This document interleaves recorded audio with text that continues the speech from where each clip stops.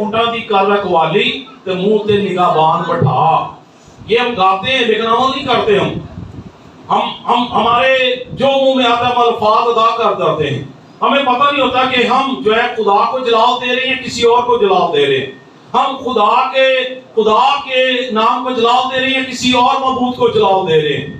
हम जो है क्योंकि इस कल्चर के अंदर, मुआशरे के अंदर रहते हैं, इसलिए ये अल्फाज जो है हमने रट लिए हैं और हमारे मुंह से ये अल्फाज जो है वो अदा होते हैं, लेकिन खुदा जो है इन अल्फाजों को जो है पसंद नहीं करता।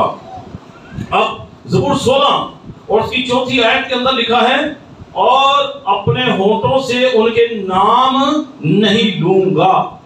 बास का ऐसे अल्फाज आ जाते हैं, हम बड़ी कोशिश करते हैं कि ये नाम जो है हम ना लें ताकि कहीं हमारी बरकत जो है वो रुक ना जाए, क्योंकि हम जो है हमारे होंठ जब पाक होंगे, हमारा मुंह पाक होगा, जिससे हम कलाम के अल्फाज अदा करते हैं, खुदा की सताइश करते हैं, खुदा की हम्द करते हैं। तो इसलिए हम कहते हैं कि मेरे होंठा दी कर रखवाली ते मुंह ते निगाहबान बैठा।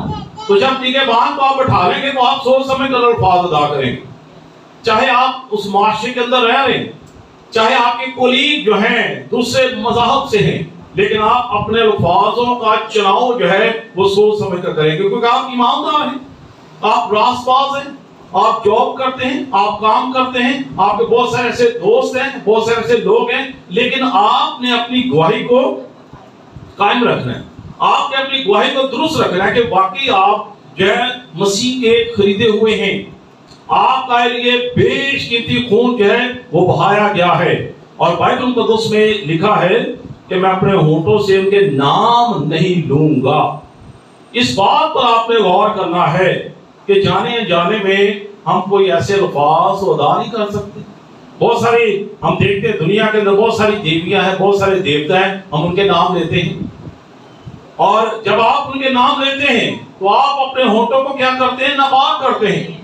आप अपने आप को नापाक करते हैं, आप अपनी रूह को जो है वो डैमेज कर लेते हैं, आप अपनी रूह को जो है वो डेड कर लेते हैं, क्योंकि खुदा के कलाम को तो लिखा है तुम्हारे मुंह से ये सुनाई भी ना दें। क्या है? तुम्हारे मुंह से सुनाई भी ना दें। आप किसी भी मबूद का नाम नहीं ले सकते। जब आपने नाम ले लिया तो इसका मतलब है कि वो तासीरें जो हैं वो आपके इर्द गिर्द जो है वो घूमना शुरू हो जाएगी। हम उन तासीरों का शिकार हो जाते हैं। अक्सर हम कहते हैं ना, जिसको याद किया जाता है, जिसको आप याद करेंगे फिर वो आ जाता है, जिसका आप नाम लेंगे वो आपके पास फिर मौजूद होगा, आपने जिसका नाम लिया है वो आपके सामने हाजिर होगा। अगर आप खुदा को याद करते हैं, खुदा का नाम लेते हैं, खुदा आपके करीब रहता है, उसकी हुजूरी आपके करीब रहती है, उसकी कुदरत आप पर छाई रहती है। लेकिन इसके अलावा अगर आप किसी और मबूद का नाम लेते हैं तो उस मबूद की तफसीरें आपके इर्द गिर्द हैं। इसलिए हमने अल्फाजों का चुनाव जो है वो सोच समझ कर करना है।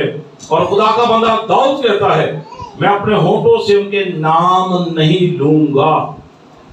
ईमानदार और रासबाज जो हैं वो सोच समझ कर जो है वो अपने अल्फाजों को अदा करते हैं। और